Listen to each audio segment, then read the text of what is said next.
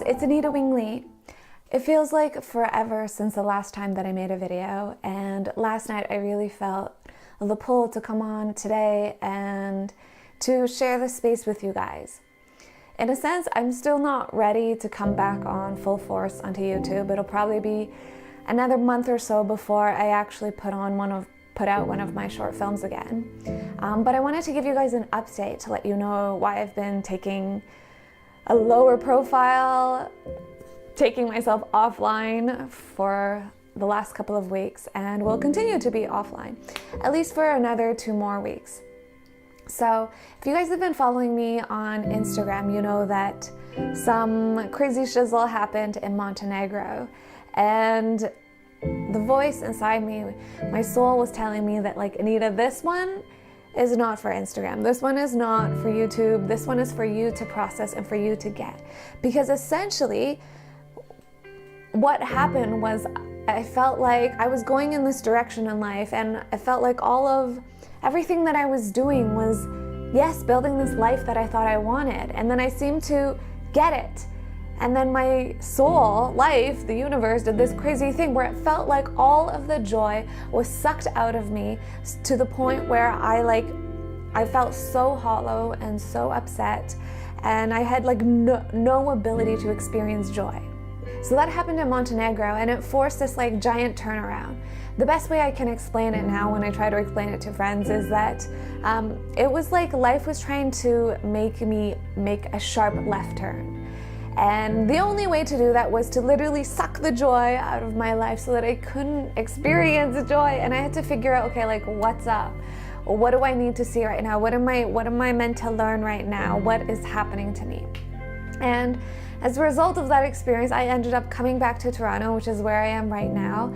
And so for the past 3 or 4 weeks, I've just been offline. I've just been giving myself the space to actually spend time with my family, slowly begin to catch up with friends, and to actually just live my life and enjoy it through my eyes and through my skin and through my breath, and not through my technology and not through the internet. So that's the short version of what happened. And I wanted to come on today just to give you guys permission to get off the internet if that's what you want to do for a time. It's okay. I think social media, I literally felt like there were moments where, if this is my reality, this is what you're seeing right now. I got on the other side of my own reality, and I saw my own shadow. If you've been reading and learning about personal development and personal growth like I have for a long time, you've probably heard of the concept of the shadow. The shadow is supposed to be this dark side of you that we suppress, that doesn't come out, but we need to actually see it and to acknowledge it in order to heal it. So I'd always only known the shadow as a concept, but this time I actually felt my shadow, and I saw it. And I saw that as much as for the last 3 years, everything that I've put online really was inspired from my heart and from this calling within me to give and to share this journey. At the same time, there was the seed of fear, the seed of needing validation, the seed of feeling like I didn't belong anywhere, and so I needed to create somewhere where I belong, and sort of the seed of really brokenness within myself. So as much as I created these things from yes, the fullness of my spirit, there was also this brokenness. It was this wound that was inside me, and I was trying to heal it by writing and by making photography and by making videos. So the problem with trying to create content from a space of, let's say, 90% inspiration and 10% fear and brokenness is that you're still good. That what I saw of myself in Montenegro was that 10% of fear and brokenness festered, and it grows like a weed that we just kind of ignore for a while, but the thing is it hasn't fully gone away, it's still there. And for whatever reason, my soul gave me this opportunity to really see my brokenness, so that as I come back and as I live my life now, and as I continue to produce the things that I will produce as creative and artistic expressions, I no longer want it to be from this place of brokenness, from this place of insecurity, from this place of needing validation, of needing someone to acknowledge me. Instead, I want it to only come from the place of the fullness of my spirit, from this like, yes, this is what I'm meant to be doing, and so I'm doing it. And so I'm sharing this love and this light out into the world. And that's the only reason why. Not because I need someone to like validate my existence. So that's why coming back here, I knew that it would be really important for me to cultivate my soul, to take time for myself. So if you've been following me like a lot online, you've been probably wondering like, where have I? Or maybe you didn't even notice that I was gone, in which case, good, because that means you're living your life and you're taking in whatever it is that you need to take in from life, because really the internet is not the only form of living. And that was also one of the things I saw of myself. Like, as much as I love the internet and getting video and capturing photography, like I genuinely love it. I could feel, and I still feel a little bit of it right now, it's like I don't want to pick up my camera. This is the first time that I've really pulled out my gear in order to shoot this video in over a month. I've still got probably 3 or 4 hours of an extraordinary, like beautiful, stunning footage that I got in Montenegro that I haven't even put into anything. You know, and there's probably enough in there to make like 4 videos, but I think I'm only going to end up making 1, and that'll come out later when it's meant to. In Montenegro, what happened is I just saw so many things in myself that were like the brokenness, aspects of the brokenness, and I don't want to produce anymore from the state of brokenness. I want to produce from the state of fullness. So rather than pushing through this energy of like, I don't want to do it, but I should do it because all the social media gurus say you should post once a day, whatever it is. Instead of pushing through it, like I might have in the past, now I'm really just trusting that when the energy to produce videos and to write again for Instagram is there, it will be there and I will know it and I will follow it. And so it's more important to me to follow the energy for what feels right in this moment than it is to just like push things onto the internet in order to whatever, you know, like stake some turf on the internet.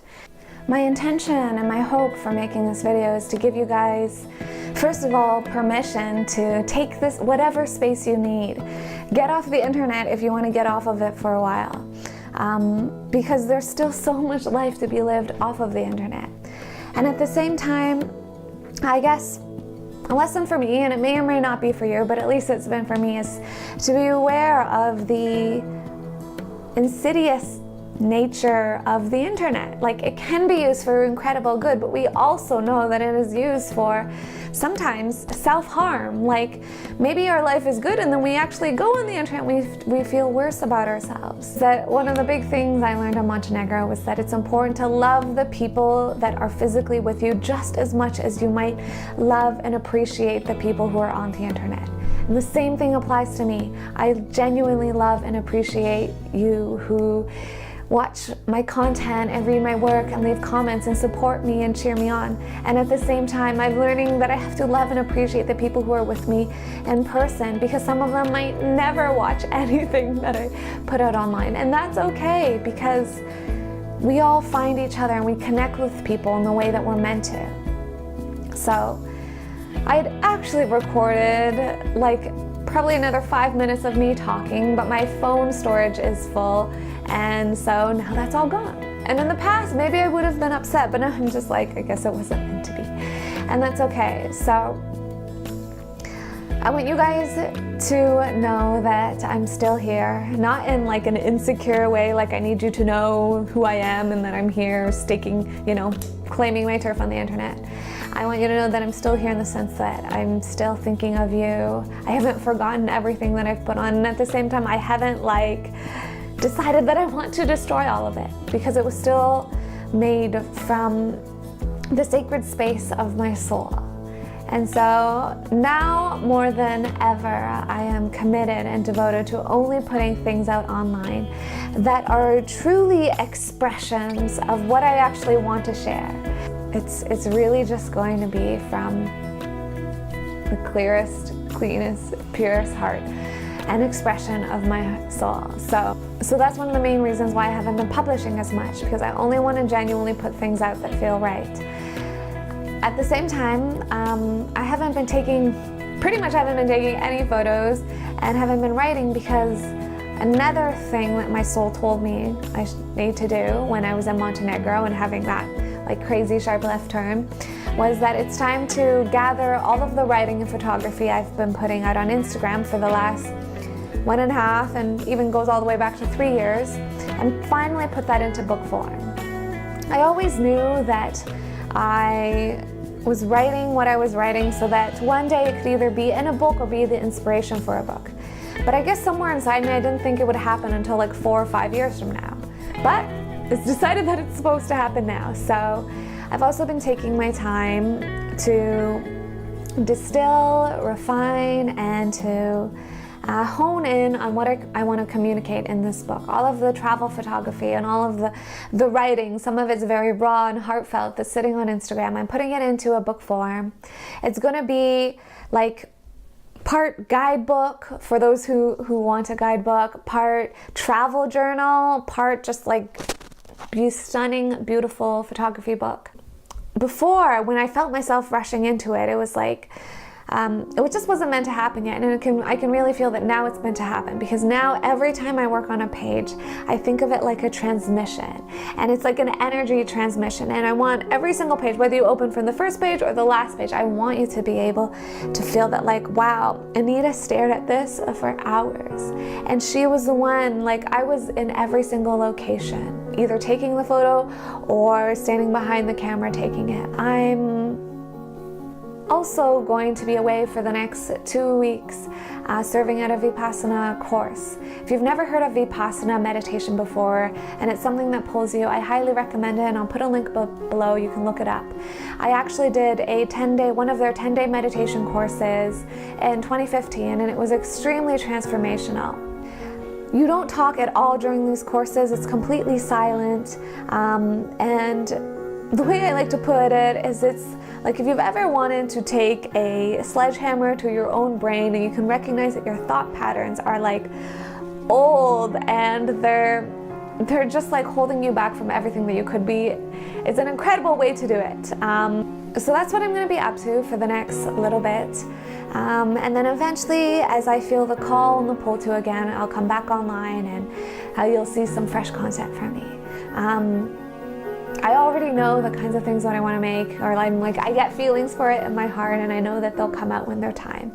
But I refuse to rush into it, because rushing into things is like so one of the patterns of the modern world that actually prevents us from really being all that we could be, because we tend to rush into fear. We rush into things before we're like really ready. So I'm like, the seed has been planted, it's been planted for a long time, and that flower of whatever it is that I'm meant to be making with my life is beginning to grow, and I'm letting it grow at its own pace, whereas in the past I was probably trying to like yank it out of the ground a little bit. So I hope that this video gave you some insight into the life of a creator, but also at the same time gave you permission to just take space if you need it. I love you so much. The time I feel the pull to put a video out, it's because you're like contacting me through the interstellar communication system or the airwaves, and I feel that because I know that inspiration is always not just an internal thing, it's also the collective and what we are asking for, because sometimes I find people or authors and other creators and I'm like, yes, thank you so much for creating what you create, because it's like giving me permission to create what I want to create. It's not going to be the same, but it's going to be my flavor. So same thing applies to you guys. Just thank you for being a part of my tribe, for supporting my work, for being here and letting me know that you received this, because it really does fill my heart up even more, so that I know, because this is a relationship, this is it's like a cycle of creation, inspiration, and creation, and we feed each other and we help each other with love. So I love you so much. Feel free to leave me a comment below. I can't wait to hear from you, and I will check all of the messages in time. I will see you guys very soon. Thank you so much for watching, and I'll see you in the next one.